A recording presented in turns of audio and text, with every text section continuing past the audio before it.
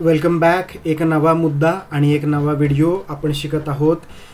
SSC बोर्डाचा 10वीचा political सायन्सचा second lesson the electoral process म्हणजेच मराठीमधून निवडणुकीची प्रक्रिया.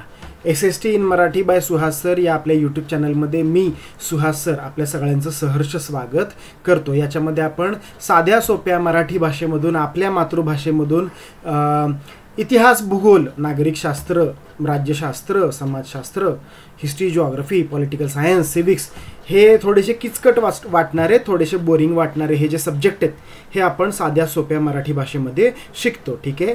मराठी भाषेमध्ये शिकवायचं कारण हे आहे, मी जर हिंदी व्हिडिओ बनवले तर मला अजून जास्त व्ह्यूज मिळतील, अजून मला पटकन ग्रो होता येईल.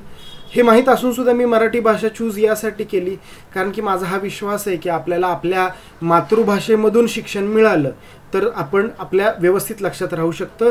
मी पुन्हा पुन्हा तुम्हाला एक गोष्ट सांगतो की तुम्हाला परीक्षेमध्ये पास व्हायसाठी 50 मार्क मिळवण्यासाठी, 100 मार्क मिळवण्यासाठी मला तुम्हाला शिकवायचं नाही आहे. मला तुम्हाला पेपरमध्ये पास व्हायसाठी मी शिकवत नाही आहे. मला तुम्हाला शहाणं बनवायचं आहे. मला तुम्हाला ह्या भारताचा एक चांगला नागरिक बनवायचं आहे, एक चांगली पिढी घडवायची आहे. त्यासाठी मी हे सगळं तुम्हाला साध्या सोप्या मराठी भाषेतून शिकवण्याची ही माझी तळमळ आहे. समजतंय का तुम्हाला मला काय नेमकं म्हणायचं आहे ते? चला, आपण याच्या आधीचे व्हिडिओज तुम्ही बघितलेले असतील असं मी धरून चालतोय, नसतील तर जाऊन बघा. ठीक आहे. चला, आता आपण बघूया चॅलेंजेस.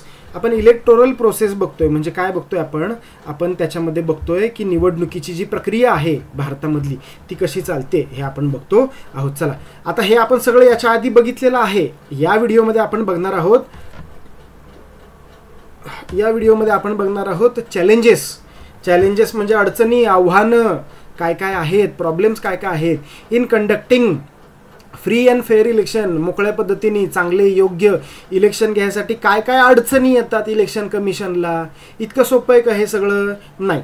ठीक आहे. मग काय काय अडचणी येतात बघूयात, जरा हे लक्षात घेऊयात आपण. मुद्दे काय काय आहेत ते, याच्यावर क्वेश्चन येऊ शकतो, यायचे चान्सेस कमी आहेत तसे, पण ठीक आहे, असू द्या. हा मुद्दा आपल्याला माहिती पाहिजे. ठीक आहे. घोकंपट्टी करू नका, पोपटपंची करू नका, रट्टा मारू नका. मुद्दा समजून घ्या आणि साध्या सोप्या तुमच्या आपल्या भाषेमध्ये उत्तर लिहायचा प्रयत्न करा. ठीक आहे. चला बघूया. If we take into account the size of our country and the number of voters conducting elections became a truly challenging task. आपल्या देशाची जी साईज आहे, या साईज वाईज आपला देश हा जगातला कितव्या नंबरचा देश आहे साईज वाईज सांगा बरं. चला व्हिडिओ पॉज करा, कमेंटमध्ये सांगा साईज मध्ये आपला देश कितव्या नंबरला आहे सांगा. आणि दुसरी गोष्ट, नंबर ऑफ वोटर्स. आता आपल्या देशाची लोकसंख्या आहे 145 करोड आणि आपल्या देशामध्ये जे ॲक्टिव्ह वोटर्स ते आहेत अराउंड 98 किती बरं अराउंड 97 करोड. 97 करोड वोटर्स आहेत मुलांनो. हा काही मस्करीचा विषय नाही आहे, हा काही जोक नाही आहे.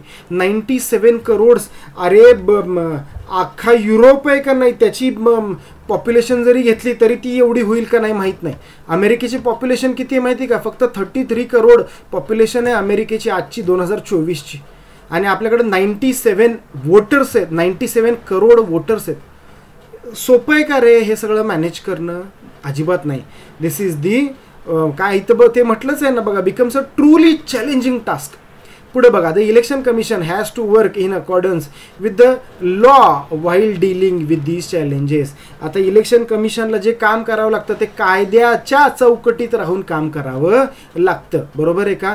कायदा सोडून कुणालाही वागता येत नाही. पुढे बघा, some of the challenges are mention below. काय काय आहेत बरं, काय काय प्रॉब्लेम्स आहेत बघा. चला एकदम पटकन बघूया. त्याच्यामध्ये काही फार डोकं लावायची गरज नाही आहे. अगदी म्हणजे हे वाचायची पण गरज नाही आहे. तुम्ही जर एक लॉजिक जरी लावलं तरी 2-4 मुद्दे तुम्ही स्वतःसुद्धा सांगू शकता. चला, पहिली गोष्ट, मिसयूज ऑफ मनी. पाण्यासारखा पैसा खर्च होतो, पाण्यासारखा. काय लोकांना पैसे वाटले जातात वोटिंगसाठी की आम्हाला वोट द्या, प्रत्येक वोटचे तुम्हाला 500 रुपये, 1000 रुपये, 2000 रुपये, 3000 रुपये देतो, असे वोटिंगसाठी पैसे दिले जातात. मतदार खरेदी केले जातात. अजून काय केलं जातं? पार्ट्या, दारूच्या पार्ट्या, व्हेज नॉनव्हेजच्या पार्ट्या, इकडं फिर तिकडं फिर, काय काय तर बहादर चारधामला फ्रीमध्ये घेऊन जा, अष्टविनायकला फ्रीमध्ये घेऊन जा. इतका मिसयूज होतो, क्रिमिनल बॅकग्राऊंडच्या लोकांना पैसा पुरवला जातो, खूप काही काही गोष्टी होतात. किंवा लोकांना वस्तू वाटल्या जातात विच इज ॲब्सल्युटली इलिगल. कुठं टी व्हीच वाटलाय, कुठं फ्रीज वाटलाय, कुठं मिक्सर वाटलाय, कुठं कुकर वाटलाय, हे सगळं केलं जातं. The election commission has to take several measures to stop such misuse of money. Election कमिशनला ह्याच्यावर कडक कारवाई केली जाते. असं जर कुठं सापडलं तर त्याच्यावर कारवाई करावी लागते, केली पण पाहिजे. बरोबर आहे का? आपण काय कुठल्या फ्रीज आणि मिक्सरसाठी 2-5 हजार रुपयासाठी आपण आपल्या देशाचं भविष्य नाही ना हे करू शकत. दाव पर नहीं लगा सकते ना अपने देश का भविष्य. बरोबर आहे का नाही?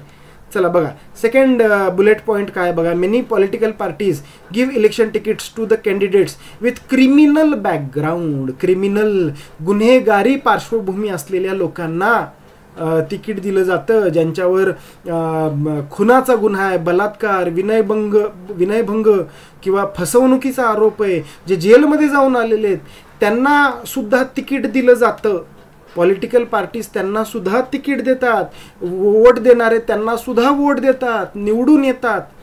महाराष्ट्रामध्ये सुद्धा असे काही बहाद्दर आहेत, म्हणजे फक्त UP बिहारमध्येच आहेत किंवा बंगालमध्ये वगैरे आहेत असं नाही. महाराष्ट्रामध्ये एक बहाद्दर असे आहेत की जे जेलमध्ये होते, त्या जेलमधून त्यांनी अर्ज भरला, जेलमध्ये होते, निवडणुकीला उभे राहिले आणि जेलमधून निवडून आले. भाऊ निवडून आले, निवडून जेलमधून. Criminal background. काय त्यांना तिकीट देणाऱ्या पार्टीचं तरी काय म्हणायचं? बरं ठीक आहे, त्यांना तिकीट देणारी पार्टी कुठल्या तरी पॉलिटिकल प्रेशरमध्ये असेल, दबाव असेल, काही असेल त्यांच्यावर, पण त्यांना वोट देणाऱ्या वोटर्सबद्दल तुम्ही काय म्हणाल? हां, किती दुर्दैव आहे. माणूस जेलमध्ये आणि त्याला निवडून दिलेलं आहे. अवघड आहे, अवघड आहे. ब्लेम तरी कुणाला करायचं, आणि सगळाच ब्लेम गव्हर्नमेंटला तरी कसा करायचं? राईट. चला पुढे बघा. This results not only in criminalization of politics, but the election commission also faces problems in ensuring that elections are conducted in free environment. आता काय होतं, समजा एखादा गुन्हेगार आहे, एखादा क्रिमिनल आहे, खून केलेला माणूस आहे, दरोडे टाकलेला किंवा आर्थिक फसवणूक केलेला माणूस आहे, आणि तो निवडणुकीला उभा असेल, तर त्याची भीती असती ना लोकांना. मग त्या भीतीपोटी तो मतदान करायला भाग पडतो. त्याची माणसं असतात उभी, किंवा त्याची माणसं पाठवतो. विरोधी पार्टीतल्या लोकांना मारहाण केली जाते, त्यांच्या गाड्या अडवल्या जातात. बरेच प्रकार आपण बघतो. थोडं आपण डोळे कान उघडे ठेवले, मेंदू उघडा ठेवला, तर या सगळ्या गोष्टी दिसतात आपल्याला. न्यूज जरी बघितल्या आपण तरी या सगळ्या गोष्टी आपल्याला सोप्या पद्धतीने कळू शकतात. चला, त्यामुळं हे एक खूप मोठं टास्क आहे. तिसरा मुद्दा काय बघा. चला, तिसरा मुद्दा आहे another major challenge is violence during election. Violence म्हणजे हिंसाचार, मारामारी, दंगली, खून होणं, हाफ मर्डर होणं, हे प्रकार खूप होतात. एकमेकांना धमकावण्यासाठी किंवा बॅनरबाजी करायची, एकमेकांवर टीका करायची. मग आमच्या नेत्यावर का टीका केली म्हणून ह्या कार्यकर्त्यानं त्या कार्यकर्त्याचं डोकं फोडलं. असे प्रकार खूप सारे होतात. इलेक्शनच्या टायमिंगमध्ये तर जास्त ऊत येतो ह्या सगळ्या गोष्टींना. The extent of violence has increased significantly during, म्हणजे ह्याचं जे प्रमाण आहे हे खूप मोठ्या प्रमाणावर हे प्रमाण वाढलं जातं. ठीक आहे. चला, आता हा जो पुढचा, एक मिनिट रे,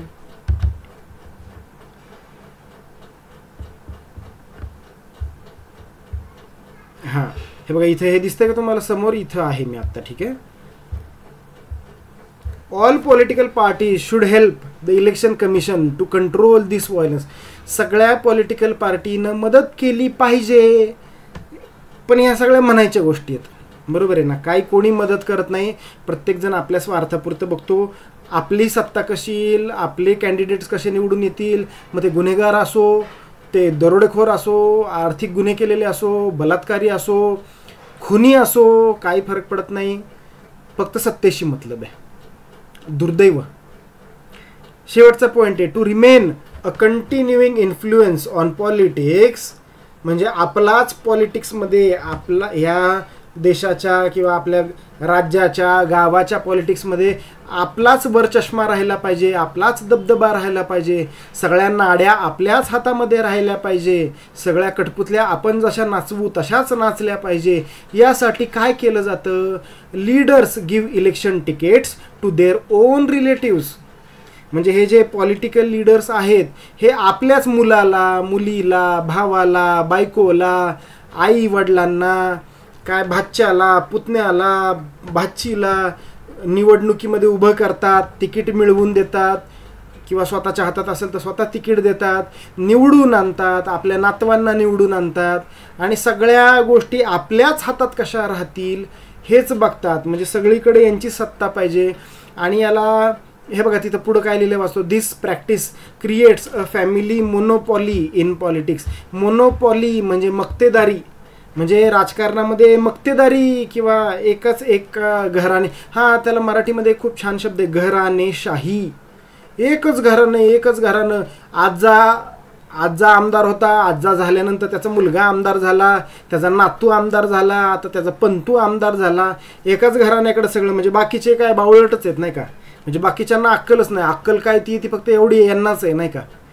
हे असला सगळा मूर्खपणा आपल्या देशामध्ये आहे. त्यामुळं आमदाराचा खासदार, आमदाराचा मुलगा आमदार होतो, खासदाराचा मुलगा खासदार होतो, मंत्र्याचा मुलगा मंत्री होतो, मुख्यमंत्र्याचा मुलगा मुख्यमंत्री होतो, पंतप्रधानाचा मुलगा पंतप्रधान होतो. बरोबर आहे ना. किती किस्से आहेत. ही सगळी घराणेशाही आहे. सत्तेची इतकी हाव असती की योग्य कॅन्डिडेट आपला, बऱ्याचदा आपण बघितलेलं आहे की एखादा कॅन्डिडेट योग्य नाही आहे, त्याच्यामध्ये त्या क्षमता नाही आहे, त्याच्यामध्ये ती ॲबिलिटी नाही आहे, तो व्यवस्थित राज्यकारभार करू शकणार नाही, ते खातं सांभाळू शकणार नाही, हे माहीत असतानासुद्धा आपल्या मुलाच्या प्रेमापोटी, मुलीच्या प्रेमापोटी आईबाप असतील, काय पॉलिटिकल पार्टीज असतील, घराणी असतील, आपल्याच मुलांना तिकीट देणं, त्यांना निवडून आणणं आणि येन केन प्रकारे आपल्याच हातामध्ये सत्ता ठेवणं, हे असे प्रकार चालू असतात. सगळ्याच पक्षामध्ये हे चालू असतं. कुठलाच पक्ष धुतल्या तांदळासारखा नाही. ठीक आहे. तर हे होते चॅलेंजेस, आव्हानं, अडचणी, problems conducting free and fair election. आलं तुमच्या लक्षात? साध्या सोप्या मराठी भाषेमध्ये कळतंय का? कळवा मला कमेंट्समध्ये. चॅनलला सबस्क्राईब करा, लाईक करा, कमेंट करा, शेअर करा, मित्रांना, मैत्रिणींना, फ्रेंड्सला सुचवा. कसं वाटतंय सांगा. भेटूयात एका नवीन व्हिडिओमध्ये. तोपर्यंत tata bye bye. See you.